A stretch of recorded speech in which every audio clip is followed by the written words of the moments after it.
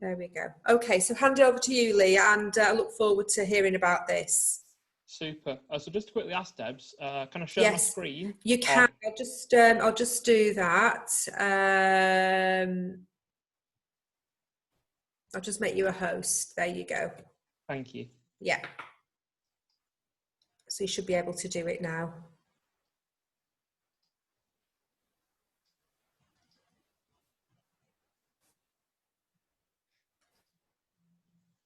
Okay. Right. So it's lovely to have the chance to speak to you all this morning. So I'm Lee, and I'll be speaking today about how sleep is one, and if not the most important, marvellous medicine that nature has given us. And in so many ways, it's something that we can utilize, that we all do, and yet we don't always prioritize it in the way that we should.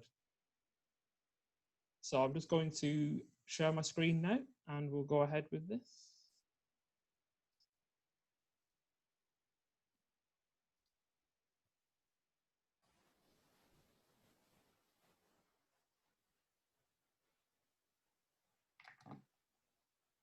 Brilliant. It's there, Lee. Thank you. There we go. Okay, so just a little bit about me before we start.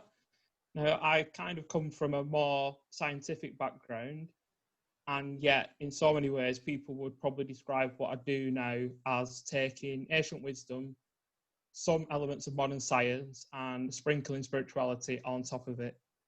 So back in 2012, I was working in elite sports and helping athletes to get that little bit extra performance. I wasn't very spiritually awakened. I was very much in with deep science, looking at ways to get people to perform that 0.1% better, which was the difference between winning and losing, medals and nothing.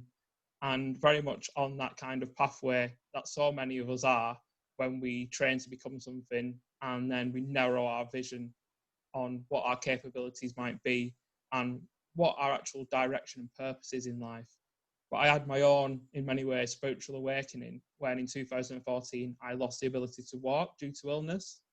And that left me in a hospital bed, immobilized, and suddenly realizing that all the things I'd taken for granted, from the ability to walk through to the people that were now helping me, showering and feeding me, all the way through to the fact I've grown up in the first world with the opportunities to work in many different industries, to have free education and free healthcare, and in so many ways, just the opportunities that we have today, and that I'd taken them for granted in so many ways. So being in a hospital bed gives you a lot of time to reflect on lots of different elements of life. And I started to realize that actually I wasn't particularly aligned with my purpose. My energies were out of sync with what I wanted them to be. And I wasn't really vibrating on the frequency which was helping me become the person that I wanted to become. So that ultimately led on me to go on a journey to see how I could bring the things that I'd learned, the experiences that I'd had, and the opportunities and learnings through my own lived experience, but also through the qualifications and looking at a wider perspective instead of isolating like modern medicine does down to one symptom. I wanted to look at the whole integrated framework of things from the body, from the mind, from the spirit, and from our emotions and feelings, and try and bring all that together to develop something which looks at everything in a holistic way with a little bit of science attached for those people who resonate with that. And the whole aim and objective is really to help people to improve the health, improve the consciousness about themselves, about the world around them, and about other people, because we only have one life, and yet so many people get towards the end and realize they've never truly connected, and they've never really taken care of the health, and they'd never looked to what nature can do to heal us. They'd always gone to the doctor. And that, as we well know, is not always the way. So I just want to take a quote. That's one of my favourite things, because really, it in many ways aligns what I do. So I'd just like you to take a minute to read it. And if you want to put in the chat box what comes to mind, that would be great. But just take a minute to read it and absorb it, and just imagine this was a product on a shelf, and would you buy it? And how much would you be willing to pay?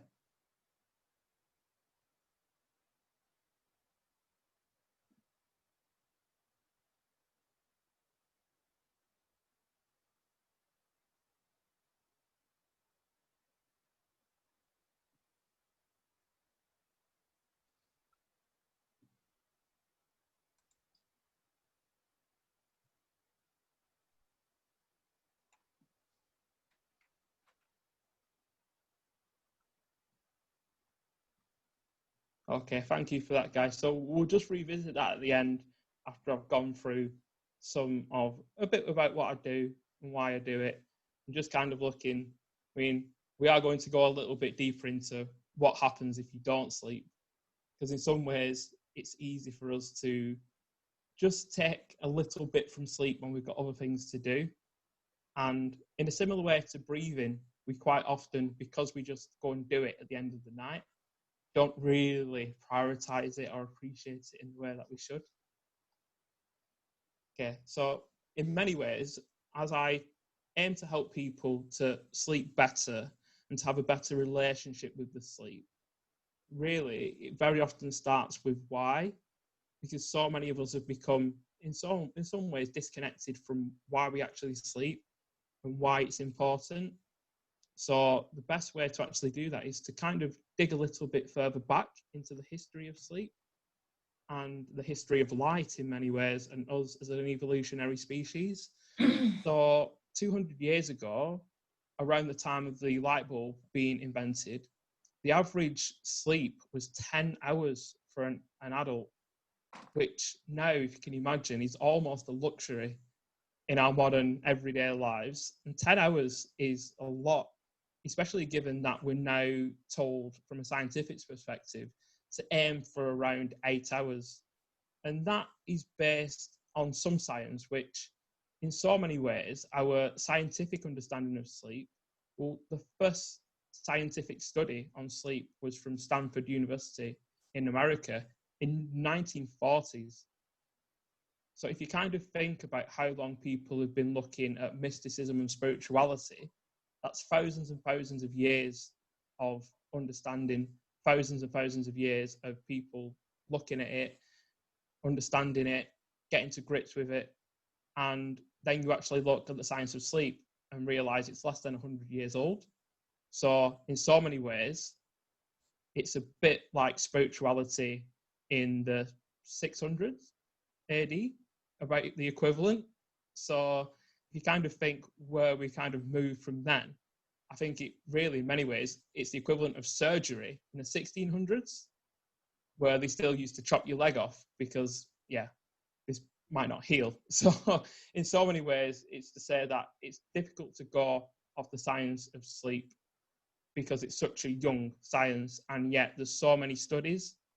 We're starting to get a rough idea of how we can make it better and the effect that it has on us, both our bodies, our minds, and how we can connect spiritually.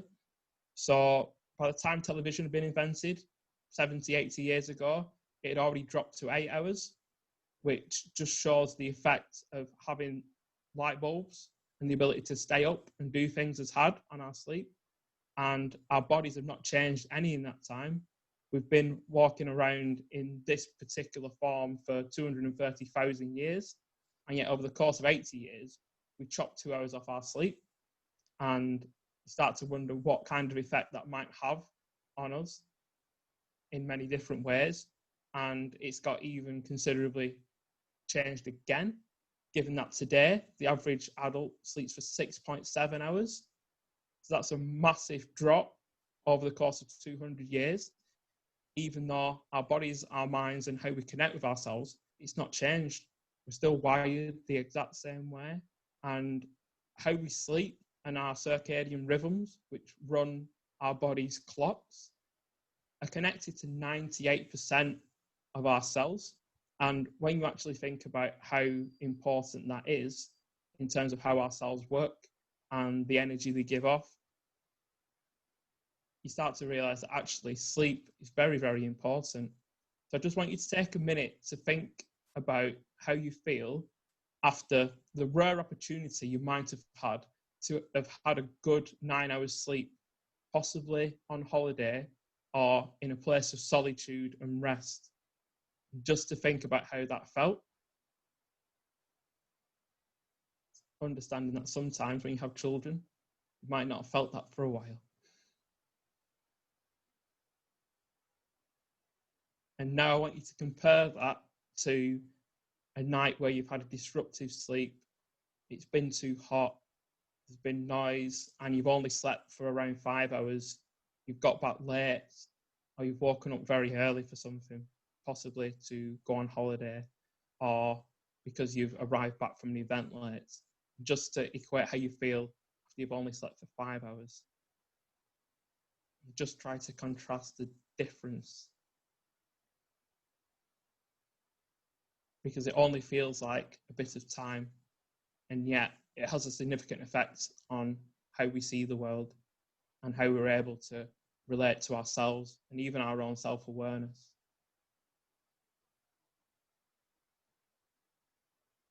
So, not to be increasingly negative, but sleep has a bigger picture on us as we are and as we exist. So, as they've looked at all the thousands and thousands of studies that have come out, again, not to go too deep into each individual one, because there's a lot of conflicting information, because we don't truly understand how we work in so many ways. And yet, one key topic that does come from it all is that we need, at a minimum, 7 hours to maintain our cognitive performance, to be able to concentrate, to be able to communicate effectively, to be able to carry out our everyday tasks without them becoming harder, without them becoming more chance of making mistakes and more chance of losing that focus. And just, it also does affect our ability to read situations and even to use our emotional intelligence to go inside ourselves and start to understand, what we're feeling, because it affects our emotional regulation. It affects all our hormones. In fact, what they found is sleep affects every single process in our body in some way or another. And if you sleep less than 6 hours a night, over time, your immune system starts to drop. It increases your cortisol levels, which make you more prone to being anxious and stressed. And what they actually did is, the unfortunate people who've taken part in sleep studies, they forced a group of people to sleep for 4 hours a night and then tried to infect them with viruses. And almost all of them had lost their immunity. And they took a group and had them sleep 8 hours, and almost all of them managed to avoid becoming unwell. And in so many ways, that's not ever an experiment you would want to take part in. And yet it does amplify just how much our sleep restores our ability to protect our bodies from all the things that are out there. And it also shows how that sleep and that rest and recovery allows us to vibrate at energies higher than if we hadn't recovered. Now, unfortunately, in the same way, and in a similar study, they found that people who didn't get enough sleep, it affected their blood sugar levels, and a bad night's sleep of 4 hours in only one night had people the following day become pre-diabetic when they tested the blood sugar. So because it has such a big impact on our hormones, it actually left people in a pre-diabetic state. And as you can imagine, given these chronic diseases that are very prevalent across the Western world, in a big way, diabetes is due to nutrition and is due to a lack of movement in some respects, but not a lot of people really attach the fact that sleep plays a massive part in not only diabetes, but in heart disease, in strokes, in so many diseases that are prevalent across the Western world. Now, again, when we look at traditional communities such as the Tarahumara in Mexico, the Maasai in Kenya, and even the Inuits, they all have very, very different diets. And yet one thing they all have is less of technological interaction and more sleep. And there's very, very little chronic disease in those communities. And despite the fact that they all eat very differently and they all have very different genetic makeups, the one thing they do is they sleep a lot more than your average Western person. And that in itself just highlights how much sleep is one of nature's medicines, if not the fundamental driver of health. So again, the shorter you sleep, the shorter your life, and that's become really equated. And that's really, in some ways, not the most cheery thing to say on a Monday morning. But I think the best way to actually look at it is when they put the clocks back and forward. So when we lose an hour, hospital admissions for strokes, heart attacks, they increase almost 200% just because of that loss of an hour's sleep for a whole nation, for a whole part of the world. Car accidents go up, workplace accidents go up, and there's a lot more conflict between people. So when they've looked back at workplace records, the lack of an hour's sleep actually causes a spike in HR having to deal with workplace conflicts, which just shows it affects so many different areas of our lives, and we don't even sometimes think about it seriously. So just to kind of explain a little bit of the process behind that.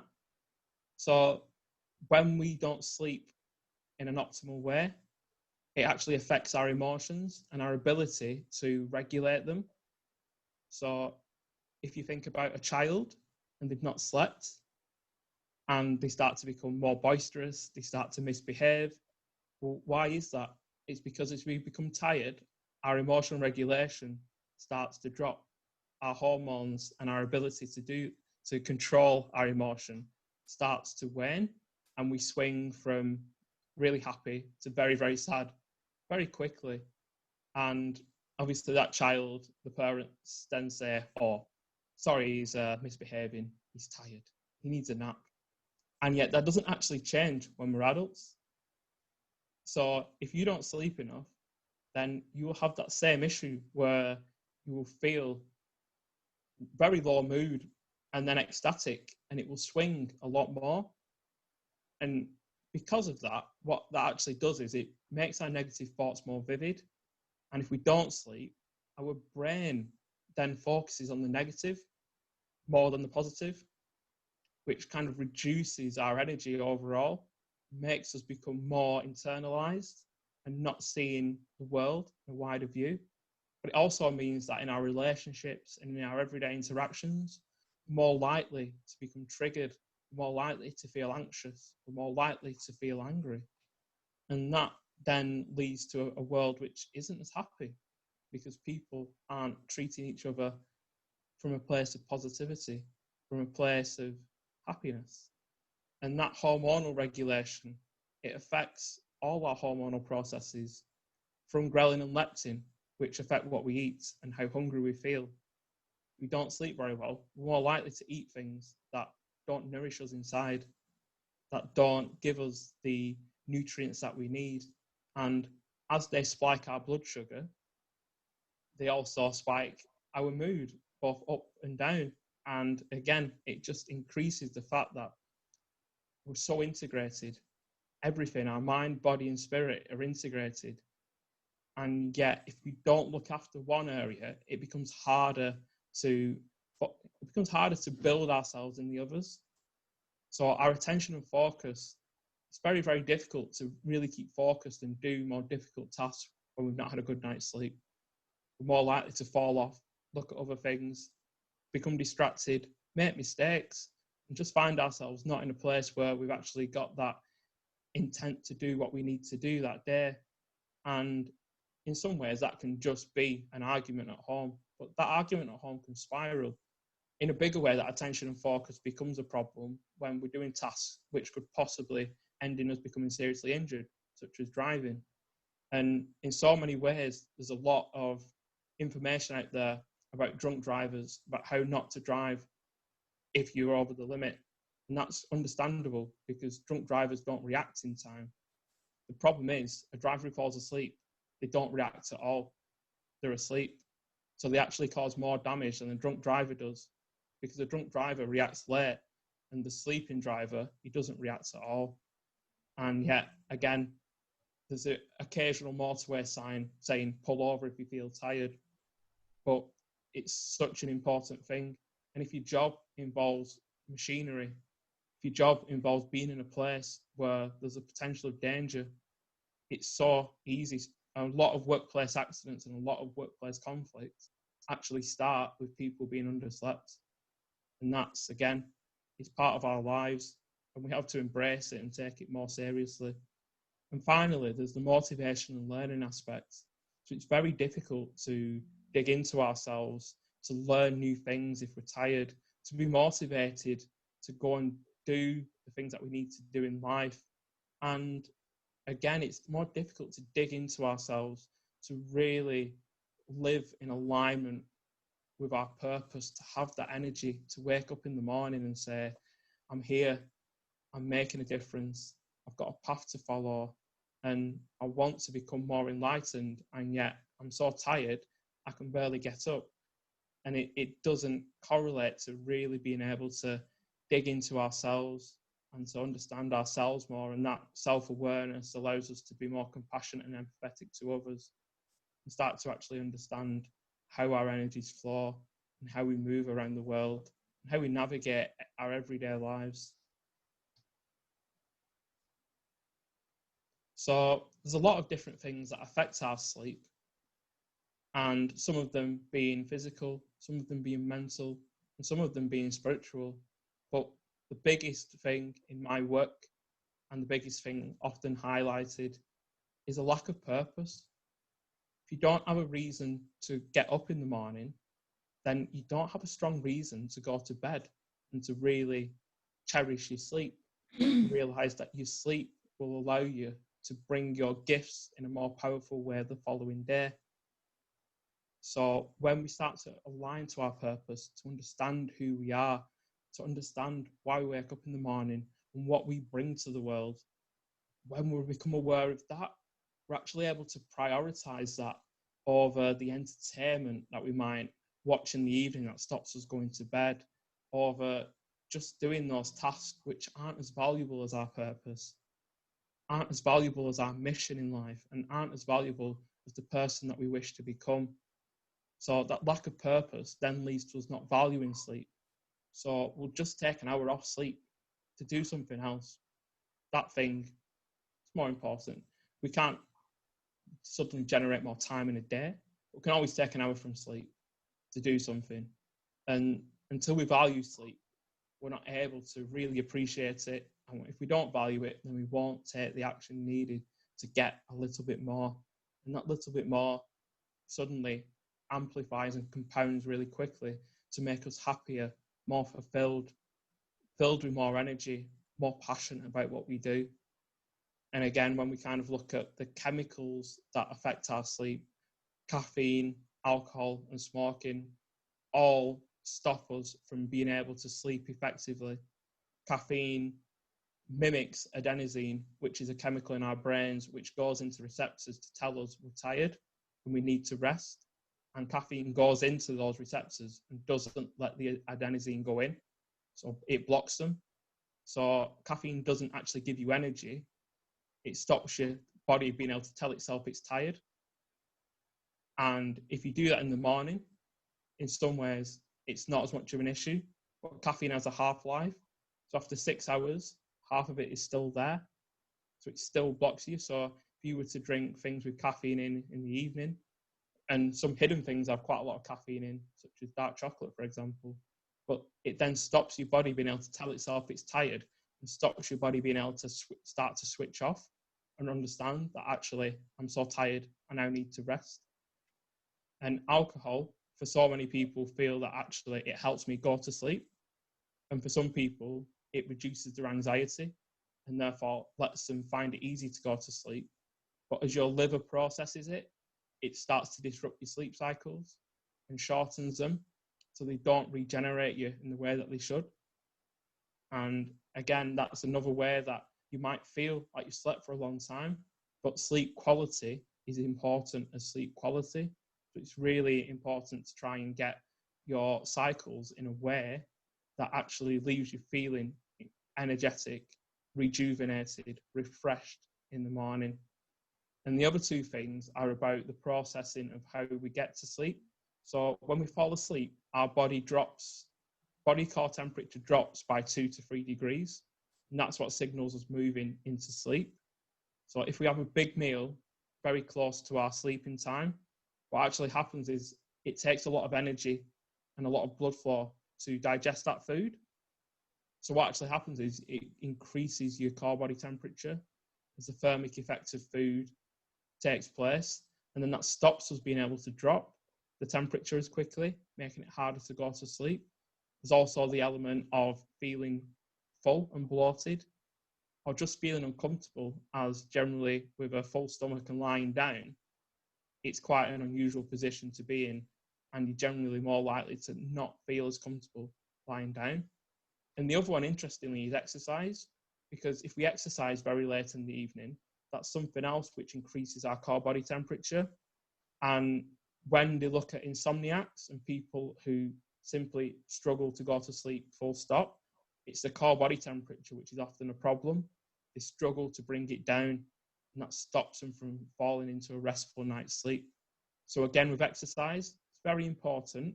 But if we do it too close to our bedtime, it actually makes us struggle to go to sleep. So naturally, with all the sleep is this and sleep is that, it's important to look at some ways that we can actually improve our sleep. So these are some of the things that I use with my clients who I work with on an individual basis, and some of the things that we go into in my sleep workshops, which I'll tell you a little bit more about later. But we have something called the digital sunset. So many devices that we use let off blue light, which stop us from engaging the process of starting our melatonin production and release. And it's that melatonin production which helps us, our body, to understand that we're now switching off and getting ready to go to sleep. So many devices give off large amounts of blue light. That includes the screens, lights, and even the sun and being outside. So naturally, in these long summer evenings, you can actually stop yourself from getting to that point by being outside, as the lumens from the sun are still very powerful. And we actually, as light shines into our pupil, it goes through and tells our receptors exactly how light it is. So if you're looking at a computer screen late at night, your body thinks it's light outside, even if it was dark. And it's that simple chemical processing that means that we actually suggest that for you to take your digital devices, anything that you work with, and just put it aside half an hour before you go to bed, maybe even an hour, and you can then start to do something that's more relaxing, that doesn't involve you having a bright light shining in your eyes. And again, if you look at smartphones, we've only had them for 10, maybe 15 years at most. And yet most of that loss of sleep is actually down to smartphones. Suddenly we have this big glowing light stick in our hand that we've not had at any point in our evolutionary history, where people continually look at it because they've built it to exploit our psychological hooks, to have us keep looking. And it's crazy if you think about it, but at the same time, we all have a choice and the ability to action things to make our lives better. So sleep curfews is around looking at when we stop doing things. So from a sleep consultant point of view, it's not my way to tell people don't do this, don't do that, because people have to make their own decisions in life, and that's their choice. But if they can look to do things in the morning, so make sure they go out for a morning walk, that light shines into your eyes and tells you it's morning. And that helps our circadian rhythm know that by the time 12 hours on, it's late, we can start switching off. And not to have those caffeinated drinks really close to bed, or that alcohol too close to bed, or that meal too close. And being able to kind of start to get that and build that into your life means that you'll start to get better sleep. And that starts to roll as you gradually get more and more sleep and you start to feel better and better. And that just allows you to really thrive and push on in so many things. And another thing that we look at is the sleep environment. So we do spend a third of our lives in our bedrooms, and yet so many of us just buy a mattress and a bed and a wardrobe to put some clothes in and don't really think too much about it. So I'm not advocating turning your bedroom into a scientific experiment. Yet at the same time, we all need to understand, because we're all bio-individual, so every single one of us is different. So we all need a different temperature that's really perfect for us. We've got a thermostat that we can turn up and down to experiment, find where that is, to find what pajamas are comfortable, what type of mattress supports our back and leaves us feeling physically well in the morning, what type of pillow supports our neck, and just looking and making sure our environment is dark enough, because we have light sensors in our skin. And if your bedroom's quite light, then your skin will pick it up and start to think it's morning and wake you up in the middle of the night, like quite often happens to some people. And it's just looking at your bedroom as somewhere where you spend a third of your life. And because of that, you should really look to invest both the time and the energy to find exactly what works for you. It's really important not to have a bedroom that's got things which make you attached to something else other than sleep. So for it not to be cluttered, because that causes environmental stress, which then leaves you more anxious and makes it hard to go to sleep. If you've got bills, for example, or things that make you feel a bit anxious, well, it's anxiety that causes most people to struggle sleeping. At the moment, many people are having very vivid dreams and struggling with the sleep due to COVID, because it's created an underlying fear and anxiety because we don't know what's going to happen. A lot of our autonomy has been restricted, and there's something rampaging about around the earth that can possibly kill us. And yet at the same time, that's a shared human experience between us all. All of us are feeling that underlying anxiety. And it's important to try and control how we frame and see it, and understand that we can't control most of the outside world, but we can control ourselves, how we react, and our own actions. So practicing active rest is something that I wholeheartedly and am very much a passionate advocate about. So active rest confers a lot of the benefits of sleep without actually having to go to sleep. So that includes meditation, mindfulness, prayer, silence, and just ways where you disconnect from the world and reconnect with yourself, reconnect to your body, to your mind, and to your spirit, and take that time to not be stimulated and have many, many inputs from the outside world. And that reflective time is incredibly powerful, not only for gaining clarity, for understanding our mission and purpose, and for aligning with our journey, but it actually helps our body to recover. And not many people really think about it like that. And however, our ability to realign our energies, to almost cleanse our processes and get a level of understanding and a level of connectedness with other people and with the planet, actually requires us to actively rest. Now, there's some things that only sleep can do, but we can get lots of benefits from building active rest into our lives. So another consideration is our PM routine. So for many of us, we don't have control over most of our day. If we work a job in the middle, or if we run a business, there's always going to be times when we don't have that control. And that's understandable, but there is always the ability for us to control some part of our day. Quite often, that will be the very early morning and the very late evening. If we can build routines which help us to become more, to help us connect in those periods, we have the ability to then do those and gradually become more, to understand more, to become more connected. And for a PM routine, quite often it's having that space to possibly journal your feelings, to meditate and reflect on the actions of the day, to practice gratitude and start to see what you're grateful for. Because the more we do those things, the more we actually see out in the world the things that we're grateful for. And in so many ways, we are wired to see what we focus on. And if we focus on the greatness in our world, if we focus on what we can bring, if we focus on our energy, then we become more and more acutely aware and able to do that. And it's incredibly powerful. And another thing we actually consider is to have an alarm wake you up. It's very much an intrusion of your privacy and an intrusion of your choice. It's the first thing that happens in your day. So actually what we advocate is to try and reverse that and have a PM alarm. So an alarm that tells you it's time to go to bed. And start to try and build in a way where you don't have to have an alarm wake you up and shock you because of a socially defined wake-up time. So many of us have to wake up to take the children to school, to start work, to start looking after someone and caring for someone. And because of that, we don't really have that choice of that time.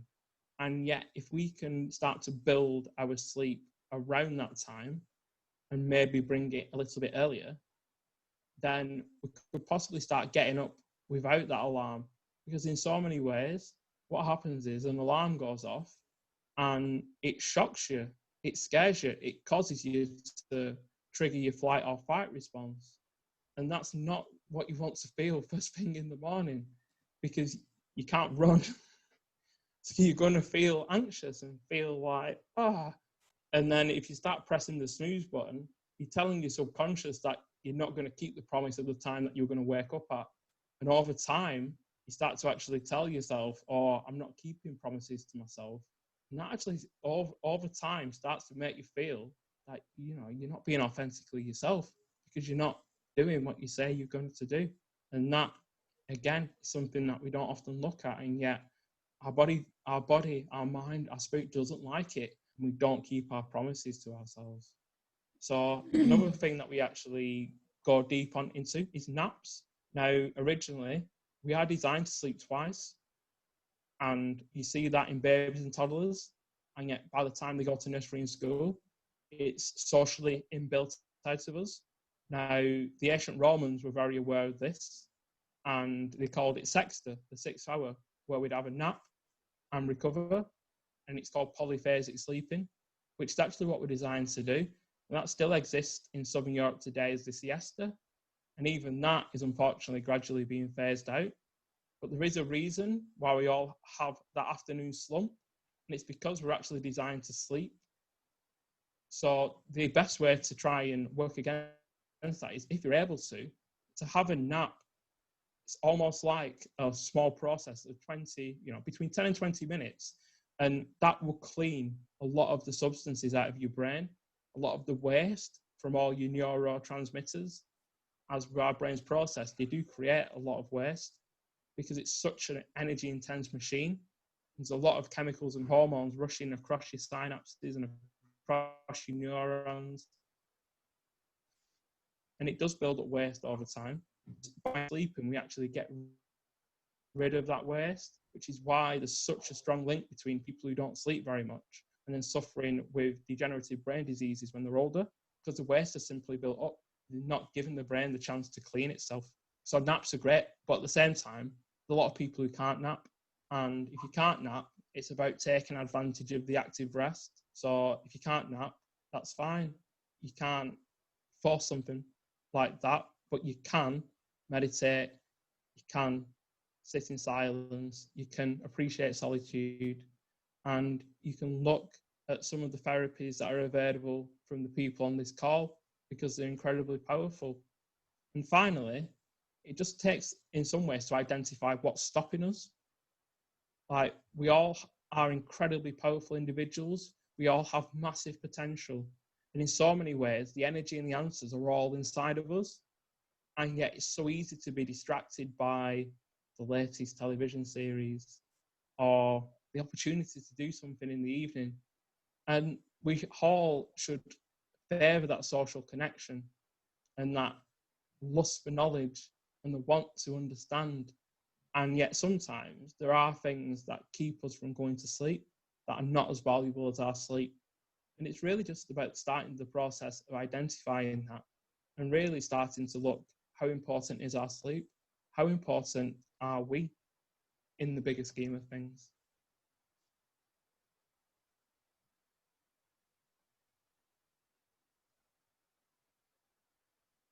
Okay.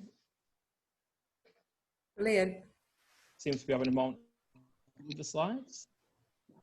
Oh no, it's my internet. So yeah, just to run through. Yeah, so just to run through the previous slide, it's kind of looking at some of the benefits of getting some more sleep. So it's in terms of healthy relationships, because we're well rested. And when we're well rested, we're able to communicate more clearly. We're less likely to feel that other people are criticizing us. And we're less likely to feel that we, in the world, are being targeted, are being interpreted a different way. This obviously often comes out when we're on the road and people become angry, especially when they're underslept and you're in a queue, congested. People feel that way because it triggers a flight or fight response that you can't run out of your car. But people actually behave in incredibly strange ways when driving. But just with your own children and the people that you work with, your patience, your ability to understand and be empathetic to other people, it's taken away when you don't get enough sleep. And then we kind of look at all the health benefits. We understand that the more we sleep, we start to protect our bodies. It's like medicine. I want you to think back to that quote from the start and realize that sleep is anti-aging. It heals our bodies, our minds, our spirits. It just offers so many benefits and doesn't require you going to the doctor. It doesn't require you to buy some expensive medication or some expensive supplement. We all have access to it, and we can all take the actions and choices that we need to make it happen and make it work for us. And it does require a little bit of investment, a little bit of experimenting to find what works for you, considerations about what works for people who you may sleep next to. But our whole life is an experiment. And the great thing about people who are more spiritually aware is they're more aware of how you can experiment and how the world is not just how people say it is. And for me, I kind of see how sleep brings us closer to who we are if we appreciate it. And it helps us to be more clear and be more happier. And then we spread that to the world. Our happiness then becomes other people's happiness. We become more fulfilled. We're more engaged in our journey. And we're able to see through the fog when times get hard. We become less anxious, less fearful of new experiences. And we really start to take control of our own life and then start to help others, to make a difference in other people's lives. And it starts a really big wheel of momentum from not feeling particularly energetic, not feeling very spiritually aligned. And it starts to gradually turn that wheel. And over time, it builds momentum for you to become a person who is enlightened. You are literally on fire, spreading your message, bringing your gifts and talents to the world, and really just stepping out of your door every morning with a purpose, with your eyes open, seeing the world for all the opportunities that we have and a bigger picture of life. And in so many ways, that only requires just a little bit more sleep. And if everyone had an extra hour's sleep, like when the clocks change and the whole world does, well, as I was saying before, suddenly the case in hospital, we lose an hour. When we add an hour and everyone gets an extra hour, even if they don't get an extra hour, funnily enough, the hospital admissions go down, car accidents go down, workplace conflict goes down, accidents at work go down, and happiness is raised for a whole week. And yet that's just off 1 extra hour over 1 day. Imagine what that 1 extra hour could mean for our happiness as a world and as a place if we did it every day. So just going to move into a little bit about what I do and what I offer. So I do workshops for individuals and I do workshops for businesses. So these are my 2 workshops for individuals. Now, the June ones that I'm running are currently full and will be starting tomorrow. But there are spaces available on the July courses. So the first one is a full course on sleep. So today you've got a bit of a taster about some of the things that are in that course, but we delve a bit deeper, helping you to create a plan personalized to you and start to open you up to experiment with your sleep and to see what's holding you back, to see how we can align sleep with your purpose, how sleep affects yourself, but all the other people in your life. We start to look at what obstacles might be stopping you from sleeping as much and as well as you could. And we look to build you a plan for your sleep that's aligned with your life, your challenges and your situation, and tie that into really what your direction and purpose is. And when you have a really strong why to go to sleep and to get more sleep, then it becomes actually something you quite enjoy. So just to give a bit of a basis, I have a chronic disease. That's what caused me to lose the ability to walk. I had to take medication to control my immune system, which was very, very unpleasant. And yet, by optimizing my own sleep and experimenting with it, experimenting with my nutrition and my movement, I've now come off every medication I was on. I'm now controlling my disease just through lifestyle.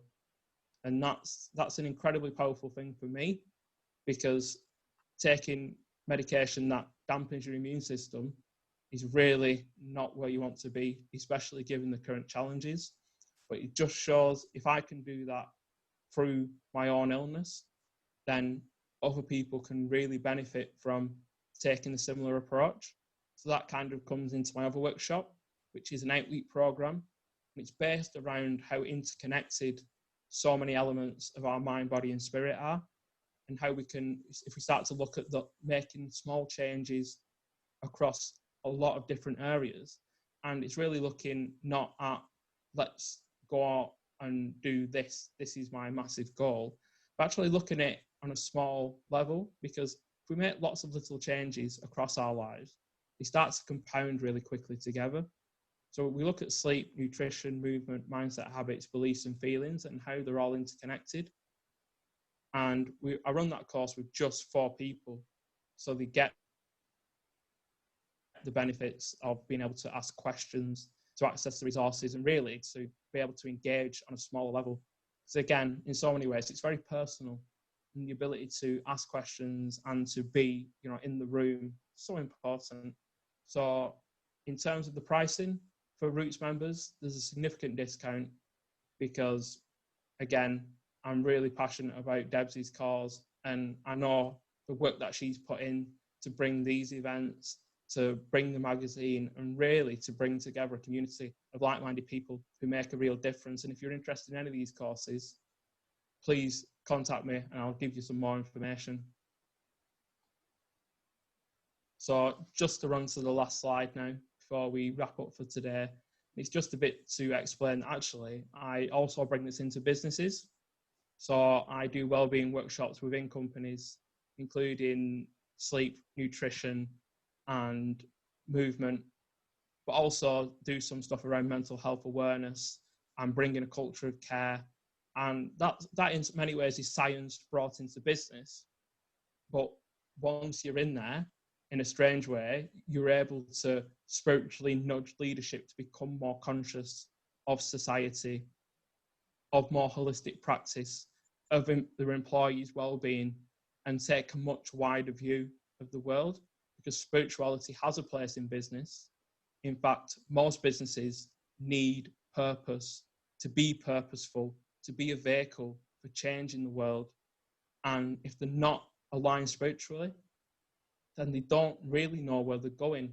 They're like a wagon on a motorway, not really knowing where the destination is. So if anyone's actually interested in that or bringing that forward for the business, you can contact me as well. And I do also offer individual coaching, which again is one-on-one with me over a series of 6 or 12 weeks, where we really look into your life and see, are there areas where you feel that you could bring more, really looking at your passion and your purpose. What mountain are you climbing? Is it the right mountain? Why have you picked that one? And how I can start to help you have more energy for the journey. How we can start to look at what beliefs might be holding you back, what challenges might you face, what sacrifices might you have to make to get to where you want to be, to who you want to become. And we go through that process and help you really plan the journey, break it down into small actionable steps. In so many ways, we actually look at you in 10 years' time and say that massive, ambitious statue of where you want to be. And I give you a sledgehammer and you smash it into 3,000 pieces, a little fragment that you can do every day to move forward. Some days you won't manage any, it'll be challenging, but some days you'll manage to do a few. And over the course of those years, you will actually build the person that you want to be, the person that you want to become, that you already are, but amplified, more impact, bigger. And just before I go, I just want you to think about who you were in 2010. And it's only 10 years ago, but how much have you changed in those 10 years? And in another 10 years, who would you like to be? And that's all within you. It's all possible. And you can be that person. It's just lots of small steps. And those small steps help you become the person you want to be. So thank you for being on with me today. It's been a pleasure to speak to you all. I really appreciate it, given there's so many other things you could do on a sunny Monday morning. And thank you again. And thank you to Debs for having me on today. Oh, no, that's brilliant. Thank you, Lee. I'm just going to unmute people to see if they've got any questions or questions. Do you want to all unmute yourselves, please? Has anybody got any questions for Lee today before we go? That was great, Lee. Really interesting. Yep. Thank you. Take any questions, or if anyone has any queries, I'm happy to answer them. If you just get in contact with me, I'm happy to tell you a bit more. Because I do think we do take sleep for granted. I know I certainly do. But I've now started to leave my phone downstairs at night when I go to bed. I don't take it to bed with me anymore. Yeah, that's a really powerful step. Even the mobile phone companies themselves did research to find that people who take the phone to bed struggle to go to sleep. Well, even if you have it off, I think you still, I don't know why I've got it in my head. I don't know, it's like it's still on, but it isn't, but it's in my head that it is somehow. It's yeah, we become attached to them. Even if you've got a phone on the table, it detracts from human connection. Yeah. Has anybody got any other questions for Lee? Well, before we go, have you all enjoyed it? Loved it, thank you. Yeah, really good. Thank you. Thank you. Thank you, Lee. I've got a list of things I'm going to do this week now.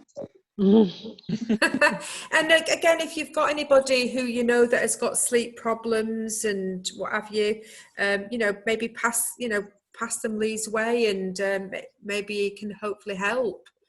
Yeah, or any work colleague, people in workplaces as well. Yeah, and I'm sure Debs will put it on the channel. So if I will. If you can send me your details, like this one that you've got up now, I'll pop it on the Facebook page.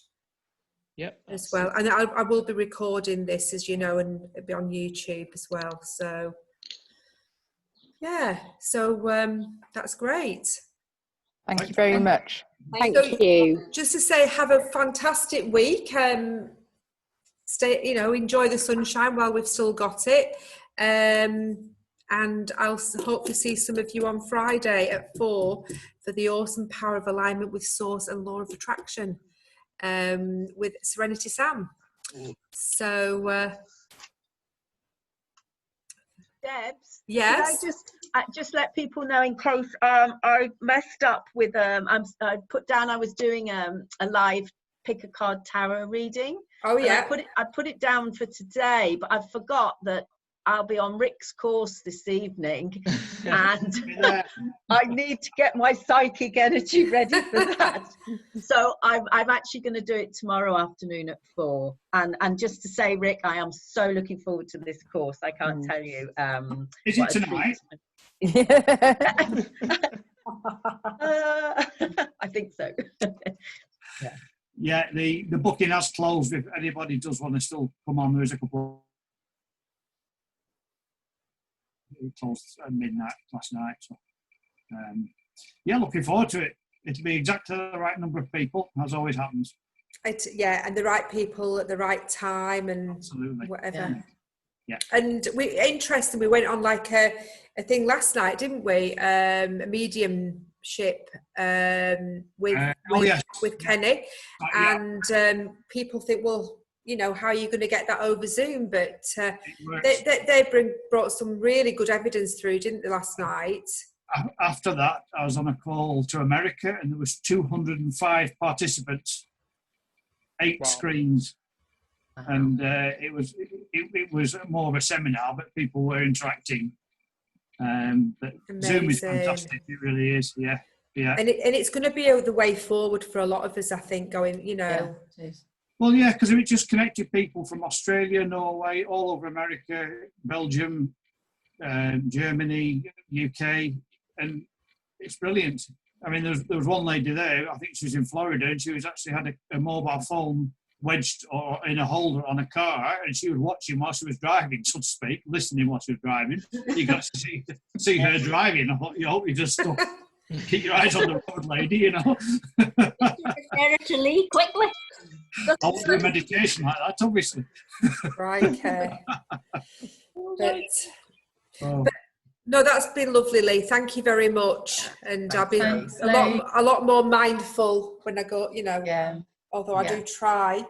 Yeah. And interestingly, just to say, Lee, on that one, I certainly feel a difference when I sleep better with how much I eat the next day. Yeah. If I sleep well, I don't crave like carbs and things as much, or my sugars. It just affects our hormone levels. Yeah. And it affects our nutrition hormones, making us more hungry and more likely to reach for, you know, things, our food. Absolutely. It makes us more, raises our cortisol, so we become more stressed, more anxious, and then we're more likely to emotionally eat as well. Yeah. So it's like a double loop, really. Interesting. I've always been lucky that I have, you know, if my husband's been driving the car, I've all felt a heavy head and just gone out like a baby, falling asleep. And then I always know when we're turning into our village, and I wake up and I'm so refreshed, and then I can unload the car and I can make the tea and I'm all full of energy again. It's great. But my husband will be having a conversation with me, and I'll just say, heavy head, I'm a now. Excellent. Anyway, see you all soon. Okay, so I'll see you on Friday, hopefully. Thanks, Lee. Thank you. Bye. Bye.